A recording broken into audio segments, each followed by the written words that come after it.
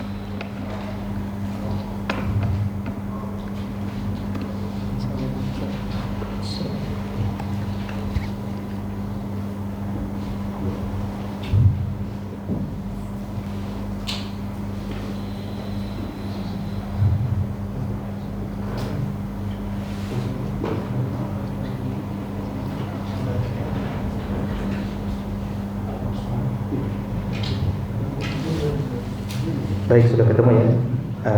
Kita ke ayat 152. Kita akan baca bersama-sama. Saya akan membaca, hadirin dapat mengulanginya. Mari kita niatkan i'tikaf di rumahnya Allah, niatkan bermajelis, niatkan bersilaturahim, dan masing-masing niat insyaallah akan diberikan balasan yang sempurna oleh Allah Subhanahu wa taala. Kita awali dengan membaca basmalah.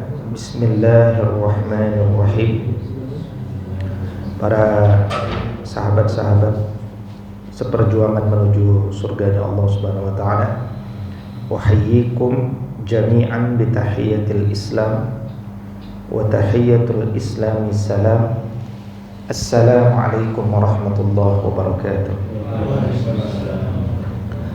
Alhamdulillahi rabbil alamin, wa bihi nasta'inu ala umurid dunya waddin.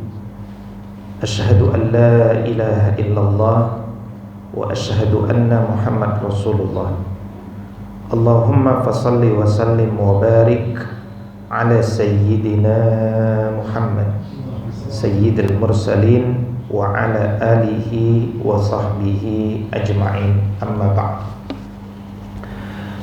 Allah Subhanahu wa ta'ala berfirman, a'udzu billahi minasyaitonir rajim, afala yatadabbaruna al-Qur'an am 'ala qulubin aqfaluha.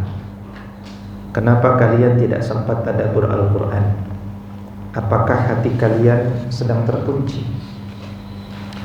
Maka tentu kita jawab ayat ini ketika membacanya dengan bersemangat. Ya Allah, hatiku tidak terkunci. InsyaAllah malam ini pun aku duduk di majelis tadabbur untuk menegaskan bahwa hatiku tidak terkunci.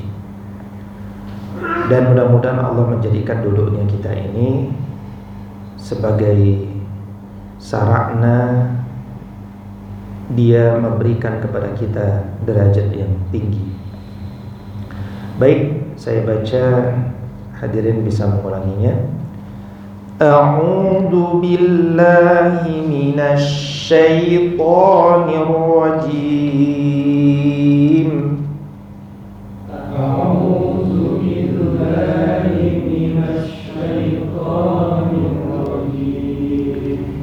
Bismillahirrahmanirrahim. Bismillahirrahmanirrahim. Fadhkuruni adhkurkum washkuruli wa la takfurun.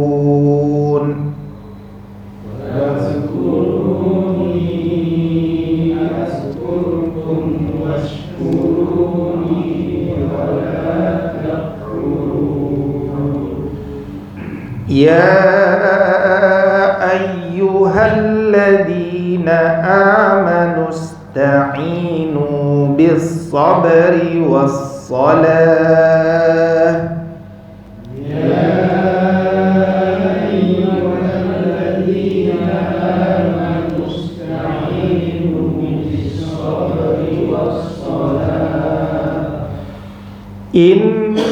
Innallaha ma'as sabirin. Innallaha ma'as sabirin. Wa la taqulu liman yuqtalu fi sabilillahi amwat.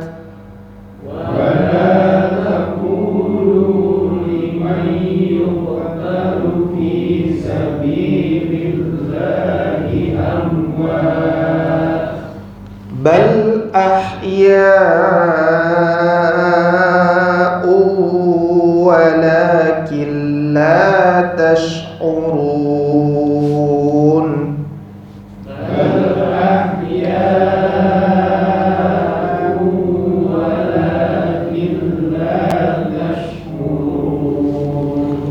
Allahumma arhamna bil Qur'an. Nas'alullah salamatan wal afiyah. Itulah 3 ayat motivasi yang kita telah baca. Sekarang kita akan melihat ya arti, pelajaran dan makna daripada ayat tersebut. Kita mulai dari ayat 152. Bismillahirrahmanirrahim. Allah Subhanahu wa taala berfirman, A'udzu billahi minasyaitonir rajim. Fadhkuruni, maka ingatlah kepadaku. Fa, huruf fa di sini adalah faul fasihah. Fa yang menjelaskan akibat. Ya, akibat atau dampak karena Allah telah memberikan kita nikmat. Jadi ketika engkau telah diberikan nikmat, maka bersegeralah.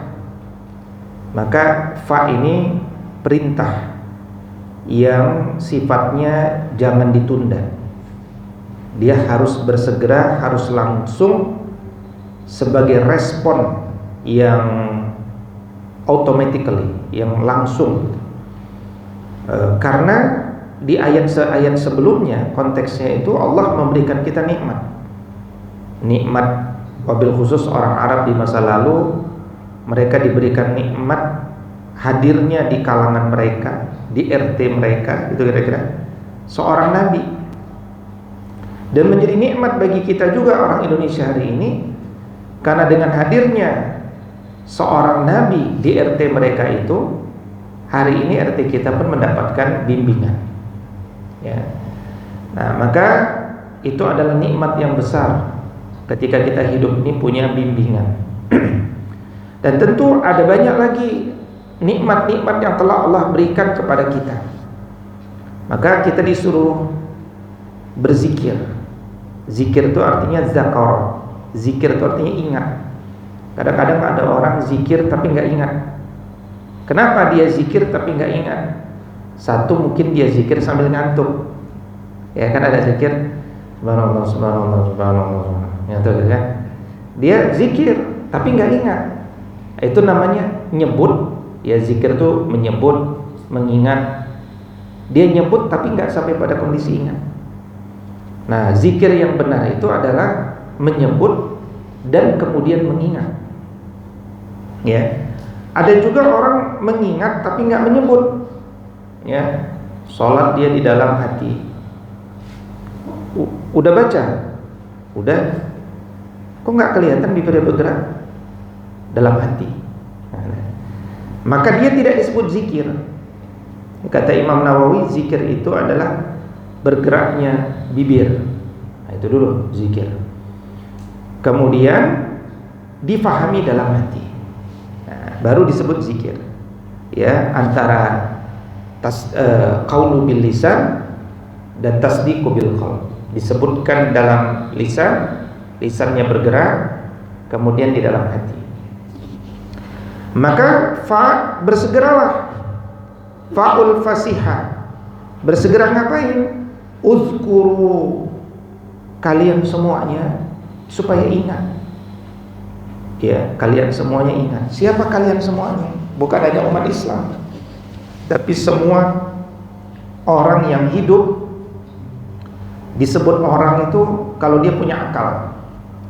Maka orang yang punya akal, gunakanlah akalmu, berpikir bagaimana engkau tiba-tiba ada kalau tidak ada yang menciptakanmu.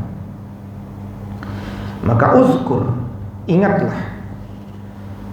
Dan mengingat siapa? Fazkuruni, ingatlah aku. Aku itu siapa? Allah. Aku itu satu. Fazkuruni, ya, ingatlah aku, untuk menegaskan aku yang satu, satu yang tidak ada duanya. Qul huwallahu ahad, satu yang ahad. Maka kalau kalian ingat kepadaku, fazkuruni azkurkum, aku pasti akan ingat kalian. Ya, kalau engkau ingat kepadaku, aku pasti akan ingat kalian. Bukan berarti kalau kita tidak ingat kepada Allah, Allah tidak ingat kita.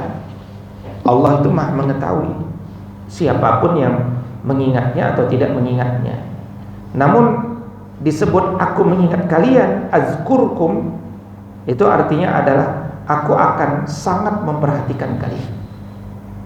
Bahkan dalam hadis qudsi disebutkan, kalian berjalan mendekatiku, aku berlari ke arah. Ya. Engkau berbicara, aku jadi lisanmu. Aku berjalan, engkau berjalan, aku menjadi kakimu. Itu kenapa? Karena dia berjalan dengan ruh, bertakhalluk dengan sifat-sifat Allah. Ya, maka fazkuruni azkurkum. Perintah pertama zikir, zikir yang ingat, zikir yang menghayati. Dan ya, waw di sini tentu waw ataf, artinya setelah engkau berzikir ada perintah kedua setelah zikir, yaitu washkuruli, bersyukurlah kepadaku. Ya, ada kalimat syukur, ada kalimat pujian. Ketika kita mentadaburi alhamdulillahirabbil alamin, kita pernah membahas, bisa saja Allah berfirman asyukuru lillahi rabbil alamin, bisa kalau Allah mau. Tapi kan alhamdulillahi rabbil alamin. Apa bedanya alhamdu wa syukru? Alhamdu itu memang adab seorang hamba, tidak diberi ataupun diberi, memang sudah hakikatnya seorang itu memuji yang menciptakan. Karena dia sudah ada saja, itu sebuah hal yang luar biasa. Nah, tapi kalau asyukru itu karena Allah ternyata tidak berhenti dengan nikmat yang pernah diberikan dan terus memberikan nikmat kepada kita. Sebagai contoh, hari ini kita bisa duduk karena tulang belakang kita masih sehat. Kita bisa duduk dan belajar karena nafas kita masih ada, paru-paru kita masih sehat, lambung kita masih sehat. Walhamdulillah. Washkuruli, maka bersyukurlah kepadaku. Washkuru li, tujuan syukurnya hanya kepada Allah. Itu tujuan syukur yang pertama. Kadang-kadang kita kalau dikasih hadiah sama teman, kita akan katakan syukron, ya kan? Syukron laka, syukron. Dan bersyukur kepada orang yang berbuat baik kepada kita, itu tanda bahwa kita bersyukur juga kepada Allah, gitu. Jadi bersyukur pertama tentu kepada Allah, karena Allah terus memberikan nikmatnya yang luar biasa kepada kita. Tapi ketika kemudian makhluknya ya memberikan nikmat kepada kita, ya, maka bersyukurlah kepada makhluknya itu. Kenapa? Nabi SAW bersabda, man lam yashkurin nas lam yashkurillah. Siapa yang tidak bersyukur kepada manusia, dia tidak bersyukur kepada Allah. Ini kadang-kadang kita ini dibantu tapi tidak bersyukur kepada orang yang membantu. Itu kadang-kadang ada juga. Ya. Kemudian ada dua perintah itu. Ada dua perintah taat dan ada satu perintah larangan. Ada dua perintah ma'ruf, ada satu perintah untuk tidak mungkar. Lebih banyak mana? Lebih banyak perintah untuk ma'ruf. Dan Allah berfirman, fazkuruni azkurkum washkuruli wala takfurun. Wala dan janganlah takfurun. Takfurun itu sebenarnya aslinya kan fazkuruni azkurkum washkuruli, ya kan? Itu kalau disambung lagi wala takfuruni. Saudara, wala takfuruni, ya. Tapi nun di situ jatuhnya nun wiqayah. Ya, kenapa? Karena ada huruf ya yang dibuang di akhir. Ada huruf ya yang dibuang di akhir, yang tafsirnya pembuangan huruf ya itu sehingga kita membaca wala takfurun, bukan wala takfuruni, untuk memberikan satu nuansa semacam peringatan, jangan pernah ingkar kepadaku. Ya. Jadi kalau dibuang ya-nya itu secara tajwid meringankan, takhfif, ya, meringankan. Tapi secara makna itu menegaskan bahwa jangan pernah ingkar kepadaku. Nah, tapi itu pilihan. Manusia ada yang ingkar, ada yang zikir dan bersyukur. La ikraha fid din, tidak ada paksaan, tapi Allah mengingatkan, ini jalan baik, ini jalan penyesal. Ini jalan as-sa'adah, ini jalan as-syaqawah, ini jalan yang bahagia, ini jalan yang akan engkau menyesal. Ya. Maka kata Abdullah ibn Abbas radhiyallahu ta'ala anhu, ingatlah kepadaku. Itu artinya apa? Ingatlah aku, ya, dengan mencintai ketaatan. Jadi bukan ingat dalam hati saja. Misalkan fazkuruni, ingatlah aku. Oh, udah, saya ingat aja dalam hati. Kata Abdullah ibn Abbas, bukan hanya ingat dalam hati, tapi ingatlah dia dengan apa yang diinginkannya. Nah, siapa Abdullah ibn Abbas ini? Sahabat Nabi yang didoakan oleh Nabi kelak dia menjadi seorang mufassir. Ya, masih muda udah didoain. Nabi berdoakan beliau dengan redaksi, Allahumma faqihhu fid din wa 'allimhu ta'wil. Ya Allah, jadikanlah pemuda ini faqih dalam agama, alim dalam menakwilkan ayat. Ayat-ayat yang susah, enggak ada yang mengerti, Abdullah bin Abbas bisa paham. Maka tafsiran Ibn Abbas ini harus sangat kita perhatikan. Kata Abdullah bin Abbas radhiyallahu ta'ala anhu, fazkuruni itu maksudnya adalah ingat Allah bukan hanya dengan hati, tapi lebih dalam lagi dengan at-ta'ah, dengan ketaatan. Dan zikir kepada Allah itu awal dari ketaatan.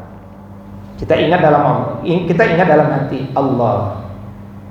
Itu zikir awal. Tapi awal ketaatan yang sempurna itu ketika disebutkan dalam lisannya Allah. Ya kan? Maha suci Allah, dia sebutkan subhanallah. Segala puji bagi Allah, dia sebutin alhamdulillah. Luar biasa, masya Allah. Masih dalam hati dikeluarin, masya Allah, tabarakallah.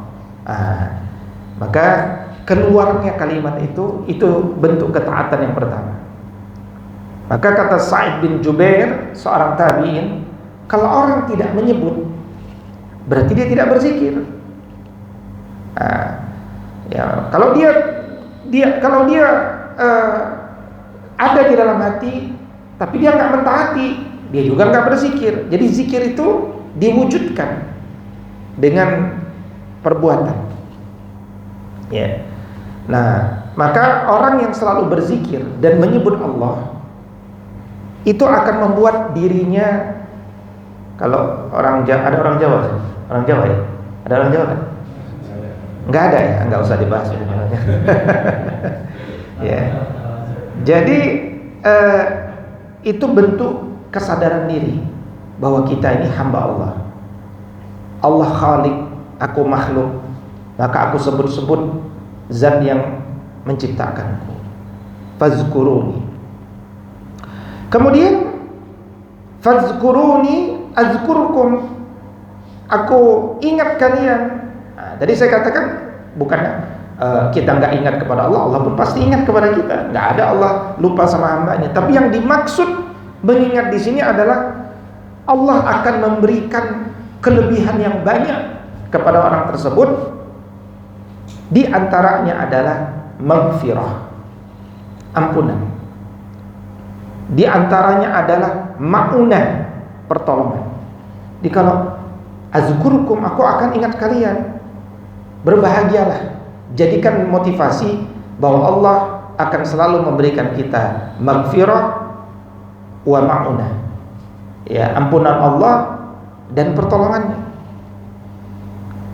Dan ada satu nasihat dari Nabi juga kepada Abdullah ibn Abbas kalau tidak salah, ya, atau kepada seorang pemuda yang, ya, Abdullah ibn Abbas, ya, ketika dalam perjalanan Nabi pernah bilang begini, wahai ya gulam, wahai pemuda, mau nggak aku kasih satu ilmu? Inni u'allimuka bi kalimat, saya mau mengajarkan kepadamu beberapa ilmu. Tentu dia bilang, mau ya Rasulullah. Tentu bahagia. Engkau tidak memberitahuku, aku juga akan selalu minta kepadamu. Nabi bersabda begini, ihfazillaha yahfazka, ihfazillaha tajidhu tujahaka.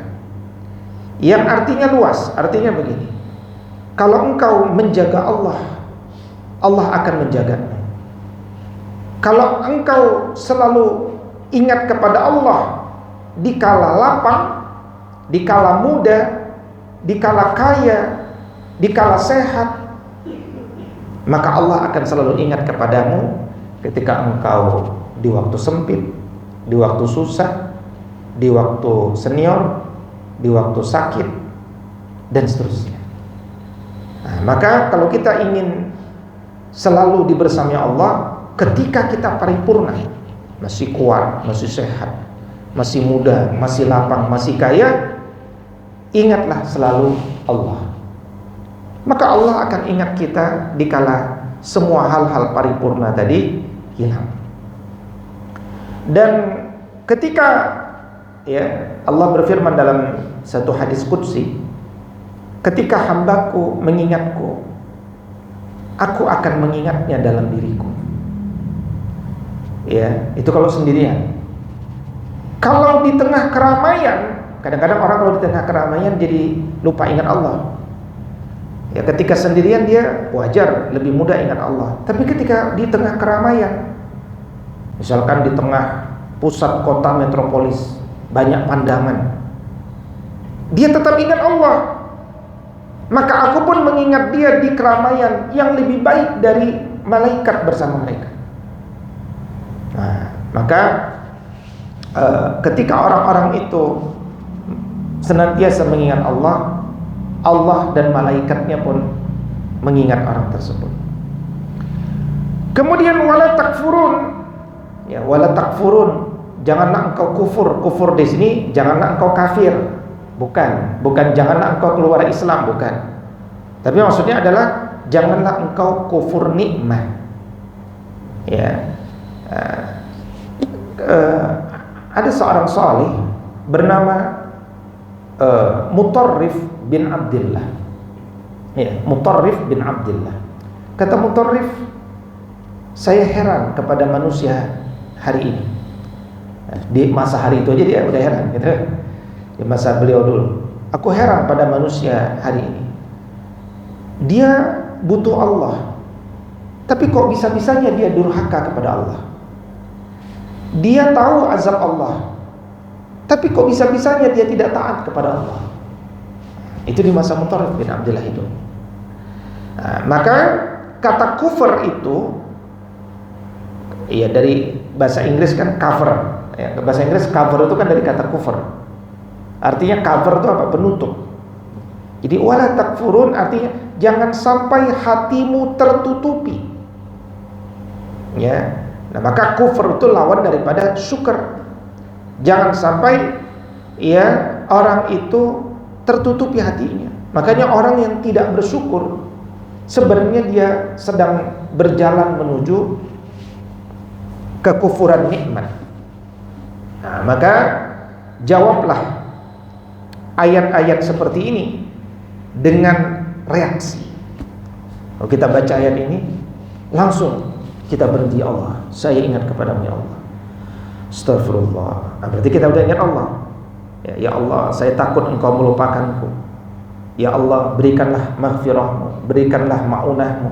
Jangan sampai hatiku tercover, tertutupi karena nikmat-nikmat yang juga datang darimu. Ya, nikmat gaji, nikmat bisnis, nikmat jabatan, nikmat pujian, dan seterusnya. Ya Allah, jangan sampai lisanku malas untuk menyebutmu. Jangan sampai aku menjadi diri yang terbiasa mengingatmu hanya di dalam batinku, karena Allah itu senang berzikir. Makanya di masa sahabat Nabi dulu, orang itu berzikir tuh suaranya ya terdengar. Jadi itu di masjid itu seperti tawon. Oh, kan beda-beda kan? Orang zikir. Oh. Kalau sekarang kan zikir sepi, gitu kan? Sepi. Nah, kenapa? Karena orang ketika mengeluarkan suara itu, dia akan lebih nikmat. Ya, dan ketika semakin ramai itu jadi energi negatif. Jadi energi positif. Ya, ruh kayak tawon gitu di subhanallah yang sana, astagfirullah. Disebut. Dan memang orang kalau menjaharkan zikir itu, dia lebih terasa di dalam dirinya. Maka wala takfurun, jangan engkau kufur, ya. Dan ada satu nukilan ya, dari Ibn Katsir di dalam tafsirnya. Sebenarnya agama itu terbelah pada dua. Setengahnya syukur, setengahnya sabar. Maka setelah ayat ini nanti ada ayat sabar. Setelah ayat ini ada ayat sabar. Dan nukilan Ibn Katsir tersebut itu tidak datang dengan tiba-tiba, karena Nabi SAW dulu juga pernah bersabda, ya, ajaban li amril mu'min inna amrahu kullahu lahu khair wa laisa zalika li ahadin illa lil mu'min in asabathu syarra'u syakara fakana khairan lahu wa in asabathu dharra'u sabara fakana khairan lahu. Ajaib urusan orang beriman itu, baginya hidup ini nikmat saja. Ya, dia kalau diuji dengan sesuatu yang dia tunggu-tunggu, yang dia rindukan, dia bersyukur. Tapi ketika dia diuji dengan sesuatu yang dia tidak sukai, dia bersabar. Jadi hidupnya tinggal antara syukur dan sabar. Ya, antara syukur dan sabar. Nah, maka sebagai motivasi, di antara banyak motivasi yang tentu kita bisa ambil dari satu ayat ini adalah, jika hari ini kita merasa hidup kita sempit, masalah tidak kunjung selesai, doa terasa hampa, coba cek, sudahkah kita mengejar dan mengejar maghfirah dan ma'unahnya? Sudahkah kita selalu mengingatnya? Atau kita bukan ingat dia, kita hanya ingat pertolongannya? Sudahkah kita mengingatnya. Mungkinkah Allah sedang mendiamkan kita karena kita mendiamkan Allah dalam keseharian kita? Maka marilah kita dengan hati yang sedang mati ini memulai menghidupkannya dengan zikrullah. Detik ini juga kita zikrullah. Mudah-mudahan Allah datangkan maghfirah dan ma'unahnya. Baik, berikutnya di ayat selanjutnya tadi saya katakan ini ayat sabar. Tadi ayat syukur. Allah Subhanahu wa taala berfirman, "Ya ayyuhalladzina amanu ista'inu bis-sabri was-salah. Innallaha ma'as sabirin." Kalimat ya ayyuhalladzina amanu. Ya itu harfun nida. Huruf yang menunjukkan panggilan, wahai.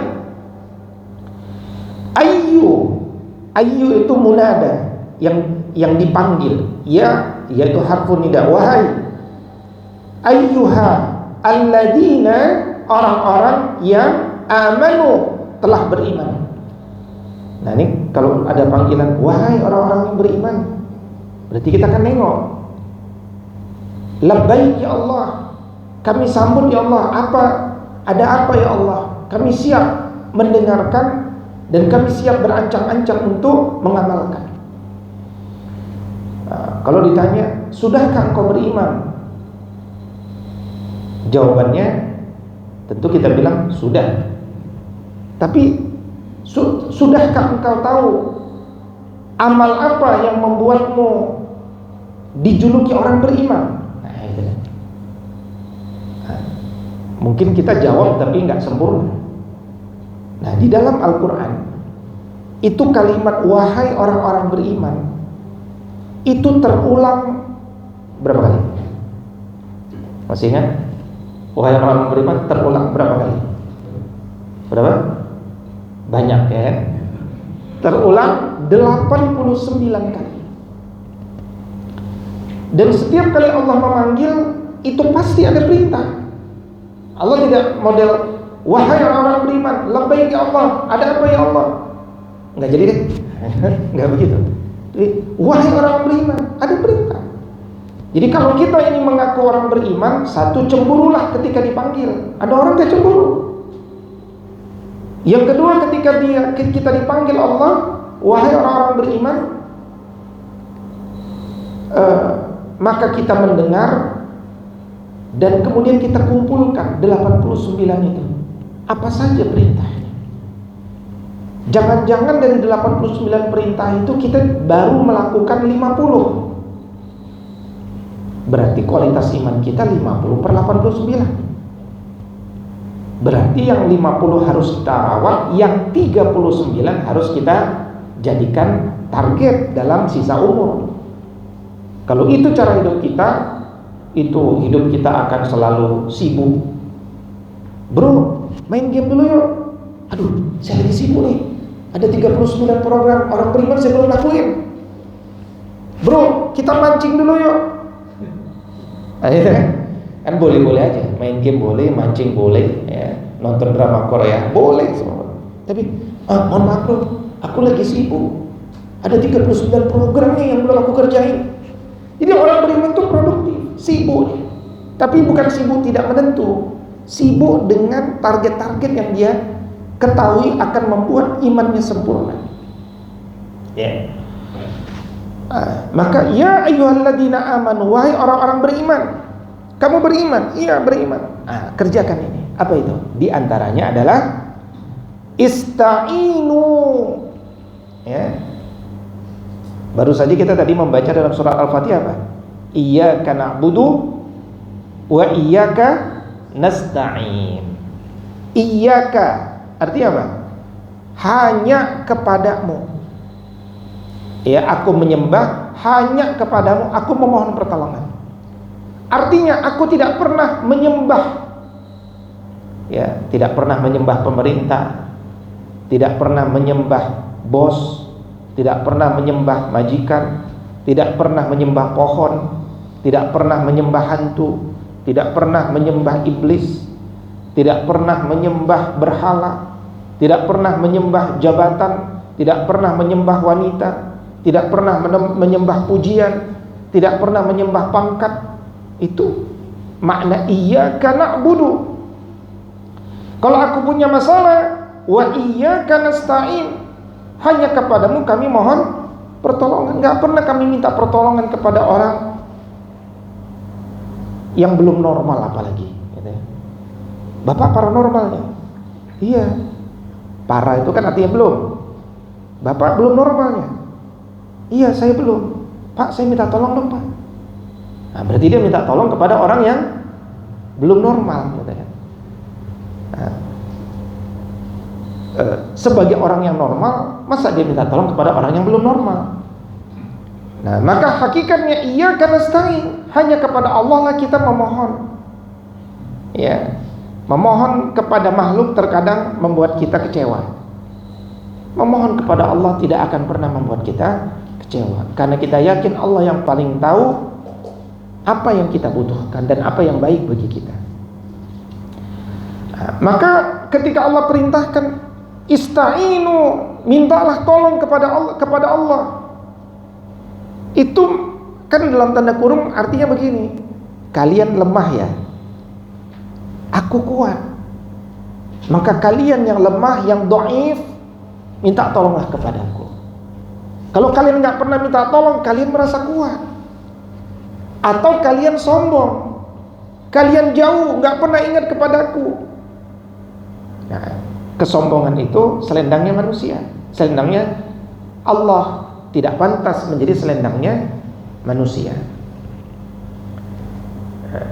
Maka dengan adanya kalimat ista'inu, minta tolonglah kalian kepada Allah, itu menegaskan bahwa seakan-akan Allah mengatakan begini, aku maha tahu hidupmu banyak bebannya, gitu kan? Tapi wahai hambaku, aku yang ngasih beban itu kepadamu. Maka beban itu jangan kau pikul sendiri. Aku kan yang ngasih beban kepadamu. Engkau pasti butuh pertolonganku, dan sengaja aku berikan beban kepadamu supaya engkau terus dekat kepadaku. Coba kalau engkau tidak kuberikan beban, engkau kuberikan nikmat terus, mungkin engkau tidak bersamaku hari ini. Engkau akan sibuk melupakanku karena terlena dengan apa yang aku berikan juga. Itulah yang disebut sebagai istidraj. Orang jadi lupa kepada Allah Subhanahu wa taala. Maka wasta'inu, mintalah tolong kepada Allah. Dengan apa kita minta tolong kepada Allah? Bis sabr. Bi itu harfun jar lil isti'anah. Huruf jar yang digunakan untuk menjelaskan dengan apa pertolongan itu. Nah, yang pertama adalah bis sabr, dengan sabar. Sabar ini tafsirannya ada dua. Tafsiran pertama dengan puasa, ya, dengan berpuasa. Kalau engkau punya masalah, puasa. Para pemuda yang punya masalah sudah mau nikah tapi belum siap nikah, ya, ya ma'syarasy syabab man istata'a minkumul ba'a falyatazawwaj, ya, fa innahu aghaddu lil basar wa ahsanu lil farji. Fa in lam yastati fa alaihi bis-shaum. Ya, jadi ya, kalau engkau belum siap, minta tolong kepada Allah dengan puasa dulu, sabar. Bis-sabr. Tapi bukankah sabar itu ada batasnya? Ya, bisa saja engkau membatasi sabarmu. Tapi kalau engkau membatasi sabarmu, berarti engkau membatasi kebersamaanku kepadamu. Karena aku juga yang mengatakan innallaha ma'as sabirin. Sesungguhnya Allah bersama orang-orang yang sabar. Ketika aku temukan engkau tidak sabar, innallaha, sesungguhnya Allah tidak bersama orang-orang yang sabar. Kan gitu? Nah, itu artinya terserah kalian. Kalau engkau ingin tetap ku bersamai, sabar. Orang di antara orang yang Allah ketahui paling sabar itu adalah pasukan TNI di perbatasan. Itu orang paling sabar. Ya kan? Kenapa? Orang tempat yang paling jauh, paling mudah diserang pertama, paling mati pertama, paling menikmati kemajuan negara paling terakhir. Nah, gitu kan? Ya. Dan Allah Subhanahu wa taala sampaikan tuh kepada pasukan-pasukan di perbatasan. Ya ayyuhalladzina amanu sabiru wasabiru warabitu. Irbit. Tetaplah engkau di perbatasan. Karena orang yang punya alasan yang banyak untuk tidak sabar itu adalah di perbatasan perang. Tapi yang di perbatasan perang saja, di perbatasan negara saja, mereka diperintahkan untuk sabar. Apalagi kita yang di tengah kota. Bisabar. Yang kedua, wassalah, dengan sholat. Sholat itu artinya apa? Apa arti as-sholah? Artinya doa. Ya, jamaknya salawat. As-sholah, ad-doa. Berarti ketika sholat kita sedang berdoa. Ihdinas siratal mustaqim. Kan ini sedang doa. Rabbighfirli, Rabbighfirli, Rabbighfirli, sedang berdoa. Ya, atau doa iftitah, sedang berdoa. Dan ketika disebutkan wasta'inu bis-sabri was-shalah, itu ada dua berarti. Satu as-sabr, dua as-shalah. As-sabr itu amal batin, as-shalah itu amal zahir. Dua-duanya. As-sabr itu iman, as-shalah itu Islam. Maka meminta kepada Allah itu ihsan. Maka kerjakanlah iman dan Islam itu dengan ihsan. Tapi kadang-kadang orang nggak lengkap nyebutinnya. Kadang-kadang MC suka mengatakan, Bapak Ibu, alhamdulillah Allah telah berikan dengan nikmat iman dan Islam. Kurang satu. Ya, dengan nikmat iman, Islam dan ihsan. Itu lengkap tuh tiga. Ya. Bis-sabri was-shalah. Innallaha ma'as sabirin, sesungguhnya Allah itu bersama orang-orang yang sabar. Ada ma'iyah, kebersamaan Allah. Artinya kalau kita tidak sabar, Allah tidak bersama kita. Maka dari ayat ini kita belajar bahwa fahamilah, yang namanya hidup itu pasti banyak masyaqqah, banyak kesulitan. Hanya di surga yang tidak ada kesulitan. Tapi Allah tidak meminta kita untuk sendirian menghadapi kesulitan. Allah ingin kita dibersamai. Allah ingin kita meminta kepadanya untuk membersamai kesulitan kita. Allah ingin kita ini bersandar kepadanya. Hanya orang sombong yang merasa bisa menyelesaikan masalahnya sendirian tanpa melibatkan Allah. Sementara orang mukmin ketika dia punya masalah, dia lapor dulu kepada Allah. Dan kemudian minta tolong kepada Allah. Sampai memilih istri pun yang sebenarnya relatif tidak susah. Kecuali laki-lakinya terlalu ganteng, ya, dia susah, mana calonnya ada 10 nih, yang mana susah nih carinya kan. Ya, akhirnya dia pun sholat istikharah. Ketika sholat istikharah itu kan kita melibatkan Allah. Allahumma inni astakhiruka bi'ilmika wa astaqdiruka biqudratika wa anta 'allamul ghuyub wa la a'lam anta ta'lam. Ya Allah, bantulah aku untuk memilih dengan ilmumu, karena engkau tahu, saya enggak tahu. Ya, engkau tahu yang gaib, maksudnya engkau tahu apa yang terjadi padaku di masa depan dengan wanita ini. Aku tidak tahu. Itu istikharah. Tetap ya melapor kepada Allah dan minta keterlibatan Allah, sehingga pilihan yang kita cenderungi itu adalah ada keterlibatan Allah di sana. Kayak kalau kita mau menikah, kita bilang sama wanita yang sudah setuju, kita masing-masing istikharah lagi ya kepada Allah. Engkau istikharah, saya istikharah. Kita betulkah kita ini insya Allah akan jadi pasangan yang sejati di dunia, summa fil akhirah, kan gitu. Maka wasta'inu bis sabr, minta tolong kepada Allah dengan sabar.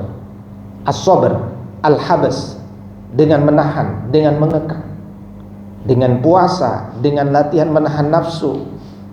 Ya, makanya disebut bulan Ramadan itu syahrus sabr, bulan sabar. 2,5 bulan lagi Kita akan ketemu bulan Ramadan, bulan Syahrus Sabr. Ya. Dan kalau disebut sabr, selalu dimensinya 3. Satu, sabar dalam ketaatan.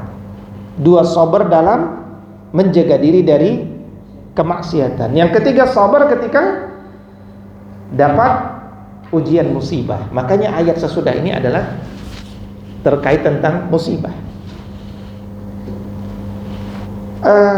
Wasta'inu bis sabri was shalah. Minta tolonglah kalian kepada Allah dengan sabar dan salat. Kenapa kata sabar didahulukan dari salat? Karena supaya kita bisa salat dengan khusyuk, kita butuh kesabaran. Tapi kalau kita salat tidak berorientasi khusyuk, kita tidak perlu sabar. Makanya ada orang salat buru-buru, nggak sabar dia, ya kan? Nah, bagaimana hukum orang yang sholatnya tidak sabar? Bagaimana hukumnya? Orang itu tidak beruntung. Karena orang yang beruntung itu adalah orang yang berorientasi khusyuk. Ya, maka disebutkan, ya, qad aflahal mu'minun. Sungguh beruntung orang beriman itu. Kenapa? Orang beriman itu alladzina hum fi sholatihim khasyi'un. Dia itu kalau sholat khusyuk. Kenapa dia khusyuk? Karena orang beriman itu punya sifat sabar. Kalau orang itu nggak punya sabar, orang itu pun akan mudah putus asa sebelum pertolongan datang. Nah, itu disebut bis sabar. Ya. Nah, maka kemudian bis sabar, wasta'inu bis sabri. Selanjutnya apa? Wassalah, dengan salat. Dan jangankan kita, Nabi Muhammad SAW juga dibebani dengan banyak masyaqqah dalam hidupnya, ya kan? Bisa masalah masyaqqah keluarganya, masyaqqah istrinya, dan tentu saja masalah umat, masalah masyaqqah bangsa, berat. Dan Nabi SAW setiap kali punya masalah, selalu beliau sholat. Kalau ada masalah, beliau sholat. Bahkan suatu ketika beliau melihat Abu Hurairah radhiyallahu taala perut sedang tengkurap di masjid. Kemudian Nabi SAW mengatakan, "Ya Abu Hurairah, kenapa? Perutku sakit. Sakit belum makan apa gimana?" Ya, kemudian disebutkan Nabi mengatakan, "Ya Abu Hurairah, qum fasholli fa inna fis sholati shifa." Berdirilah, kerjakan sholat, karena di dalam sholatmu itu nanti ada obat, ada penawar. Maka ketika orang itu sholat 5 waktu, dia sedang connecting, berusaha berhubungan kembali dengan Allah. Karena dunia itu kadang-kadang membuat kita disconnect, membuat kita terputus dengan Allah. Maka kita connect lagi dengan Allah yang pemilik solusi bagi masyaqqah yang kita hadapi di dunia ini.